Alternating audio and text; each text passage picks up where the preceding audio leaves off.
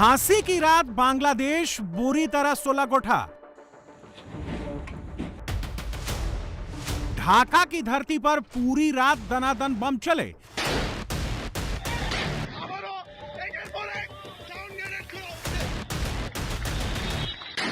रात के अंधेरे में साउंड ग्रेनेड की बारिश हुई।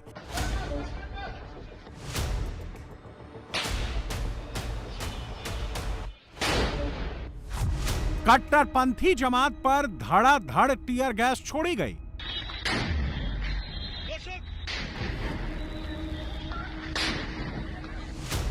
यूनुस की राजधानी में पूरी रात जंग चली, लाठियां चली।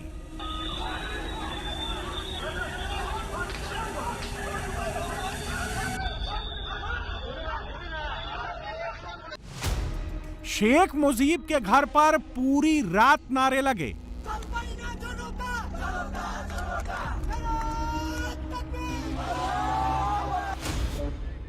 बांग्लादेश में यह सब तब हो रहा है जब शेख हसीना को सजाए मौत का ऐलान हो चुका है। कट्टरपंथियों के इशारे पर यूनुस हसीना की वापसी का रास्ता बंद कर चुका है और बात यहीं से बिगड़ गई है। शेख हसीना को मृत्युदंड से बचाने के लिए अवामी लीग मैदान में उतर चुकी है।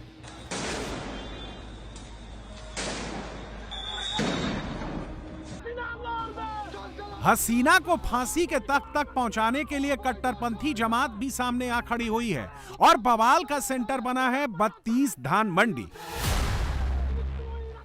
32 धान मंडी सिर्फ शेख मुजीब का घर नहीं है। 32 धान मंडी बांग्लादेश के आजादी आंदोलन की जन्मभूमि है। आजाद बांग्लादेश का सबसे बड़ा सिंबल है और इसी सिंबल पर सबसे बड़ी जंग छिड़ी हुई है। बांग्लादेश की इंटरनेशनल क्राइम्स ट्रिब्यूनल ने दोपहर करीब 2 बजे शेख हसीना को मृत्युदंड सुनाया, लेकिन फैसले से 2 घंटे पहले ही जमात और शिविर के कार्यकर्ता बुलडोजर लेकर धान मंडी में मुजीब का घर गिराने पहुंच गए और रात 10 बजे 32 धान मंडी जंग का मैदान बन गया। हसीना को फांसी की सजा के विरोध में अवामी लीग ने बांग्लादेश शटडाउन की कॉल दी थी। मंगलवार को बंद का ऐलान किया था, लेकिन सोमवार रात ही बवाल शुरू हो गया। यूनुस सरकार ने दंगाइयों के खिलाफ शूट एट साइट के ऑर्डर दिए थे। धान मंडी के बाहर फौज खड़ी थी, पुलिस खड़ी थी, लेकिन कट्टरपंथियों की टोली को किसी बात का डर नहीं है। रात होते ही धान मंडी के बाहर जंग छेड़ दी। एनसीपी के स्टूडेंट विंग, जातीय छात्र शक्ति और अवामी लीग के कार्यकर्ता आमने सामने हो गए। यूनुस समर्थक नारे लगाने लगे।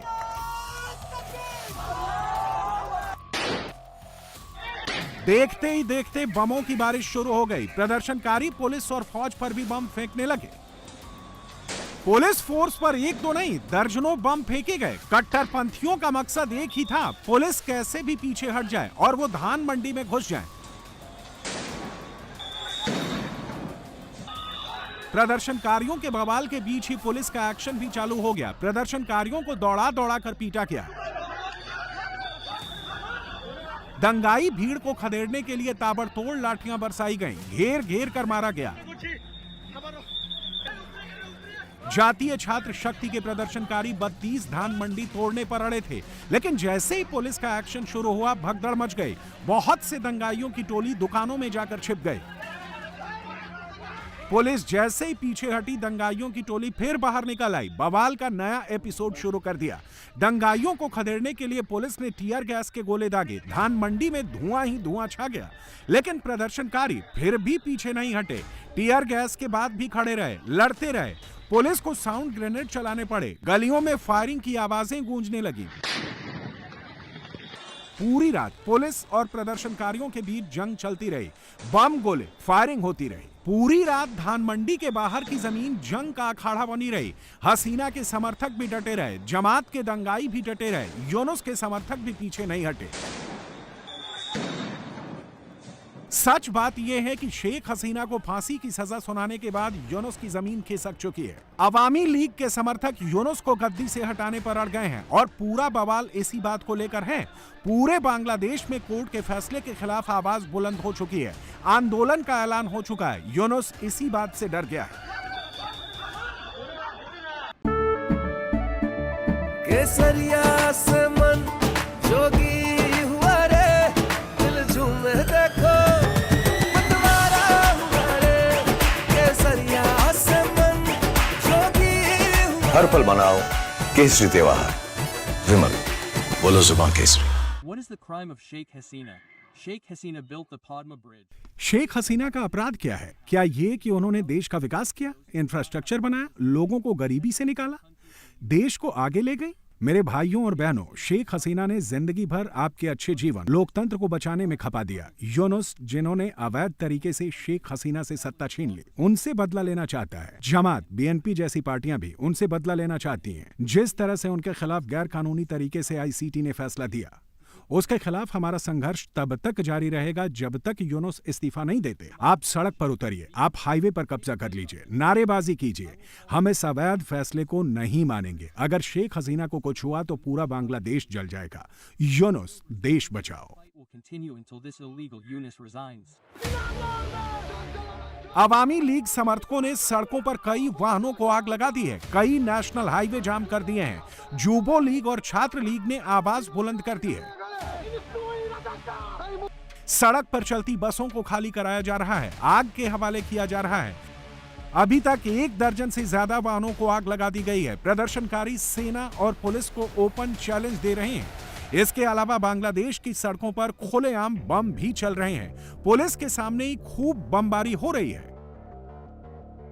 नेताओं के घरों के बाहर बम फेंके जा रहे हैं, दहशत फैलाई जा रही है। सिचुएशन पूरी तरह आउट ऑफ कंट्रोल होती जा रही है। बांग्लादेश में अब आगे कुछ भी हो सकता है। धान मंडी से छिड़ी ये जंग किसी भी दिशा में आगे बढ़ सकती है। यह जंग पिछले साल अगस्त में हुए आंदोलन की तरह भड़क सकती है। यही जंग यूनुस को कुर्सी से उतारकर फेंक सकती है। ऐसा क्यों कह रहे हैं, समझ लीजिए। शेख हसीना पर क्या फैसला आएगा यह सबको पता था, इसलिए अवामी लीग ने पहले से ही तैयारी कर ली थी। शेख हसीना पर फैसला सोमवार को आया है, लेकिन हिंसा की शुरुआत उससे 4 दिन पहले ही हो गई थी। चटगांव से लेकर ढाका तक बम गोले चलना शुरू हो गए थे।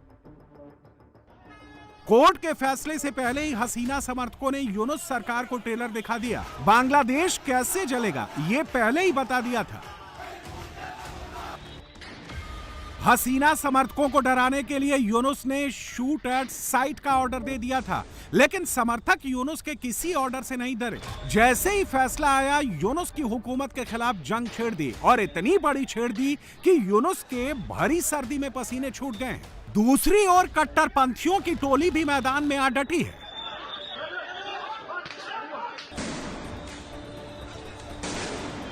बांग्लादेश में जैसे ही रात होती है, दंगा शुरू हो जाता है। दंगाइयों की टोली खुलकर आतंक मचाती है। चटगांव से लेकर ढाका तक आग ही आग नजर आती है। अवामी लीग समर्थकों को टारगेट किया जाता है। यह चटगांव की तस्वीर है, जहां हसीना के विरोधियों ने अवामी लीग से जुड़े एक वाहन को आग लगा दी।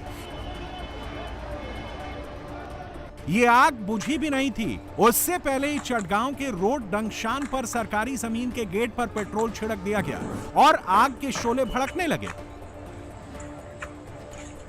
कट्टरपंथियों ने पटोखाली में ग्रामीण बैंक को आग लगा दी। पूरा बैंक जल गया है।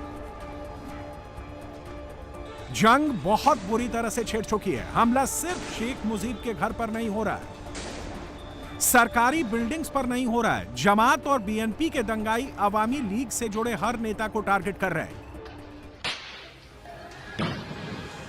यह पूर्व राष्ट्रपति अब्दुल हमीद का घर है। किशोरगंज के इस आलीशान घर में कट्टरपंथियों की टोली घुस गई, घर का सामान तोड़ दिया, मुजीब की तस्वीरें फेंक दी, जमकर लूटपाट मचाई गई है।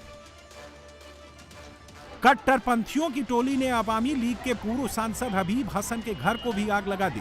घर घेर कर भीड़ खड़ी रही, धुआं निकलता रहा, लेकिन कोई एक्शन नहीं हुआ। इससे पहले मीरपुर में जुबो दल के नेता को सरेआम गोली मार दी गई। हेलमेट लगाकर दुकान में घुसे 3 हमलावरों ने कई राउंड फायरिंग की, सरेआम गोलियां चलाईं और अभी तक किसी की गिरफ्तारी नहीं हुई है। बांग्लादेश में खुलेआम गोलियां चल रही हैं, बम फेंके जा रहे हैं। कट्टरपंथी जिसे चाहें उसे टारगेट कर रहे हैं। यूनुस की छत्र छाया में एनसीपी के नेता भी खुलेआम गुंडाई कर रहे हैं। ये एनसीपी का नेता रजीब हसनान है। सरेआम पिस्टल लेकर घूम रहा था, लोगों को धमका रहा था, लोगों ने पकड़कर इसकी पिटाई कर दी। सच ये है कि यूनुस की शय पाकर कट्टरपंथी खुलेआम तांडव मचा रहे हैं। उनका मकसद अवामी लीग समर्थकों को डराना है, किसी भी तरह सत्ता पर कब्जा करना है। सोमवार को जब शेख हसीना पर कोर्ट ने फैसला सुनाया था, उससे पहले ही कट्टरपंथियों ने कोर्ट पर प्रेशर बनाना शुरू कर दिया था। बुलडोजर लेकर शेख मुजीब का पैतृक आवास तोड़ने पहुंच गए थे। इसी टोली ने पुलिस पर जमकर पत्थर बरसाए, दौड़ा दौड़ा कर पुलिस वालों को पीटा था। पुलिस ने भी दंगाइयों की भीड़ खदेड़ने के लिए खूब लाठी बरसाई थी। यूनुस और जमात ने इस बवाल पर आम जनता का लेबल चिपकाया था, जबकि सच ये है कि आम जनता की आड़ में शिविर और जमात के दंगाई इस टोली में शामिल हो गए थे और इसका खुलासा खुद पुलिस ने किया है।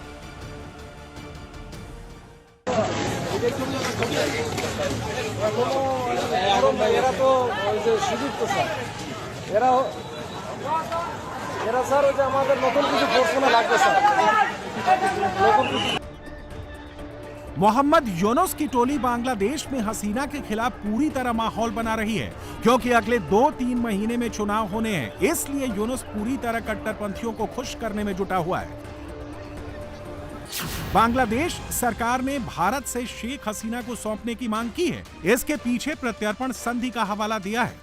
बांग्लादेश की सरकार, जो कि अंतरिम सरकार है और कई लोग इसे असंवैधानिक मानते हैं, अगर वो भारत सरकार से प्रत्यर्पण की अपील औपचारिक तौर से कर रहे हैं, क्योंकि दोनों देशों के बीच प्रत्यर्पण संधि है। लेकिन इस ट्रीटी में कई अपवाद भी हैं, जैसे राजनीतिक अपराध या राजनीति से प्रेरित आरोप लगाए गए हों। और सबको पता है कि शेख हसीना पर लगे आरोप राजनीति से प्रेरित हैं और फैसला भी बदले का हिस्सा लगता है। बांग्लादेश का बच्चा बच्चा जानता है कि शेख हसीना को राजनीतिक साजिश के तहत फंसाया गया है। इसके पीछे मकसद अवामी लीग को खत्म करना है, शेख मुजीब की लेगेसी को खत्म करना है। इसीलिए यूएनएचआरसी ने भी आईसीटी के फैसले पर सवाल उठाए हैं, फांसी की सजा को नाजायज बताया है। We also regret the imposition of the death penalty, which we oppose in all circumstances. The High Commissioner hopes Bangladesh will move forward with a comprehensive process of truth-telling, reparation and justice as the pathway to national reconciliation and healing.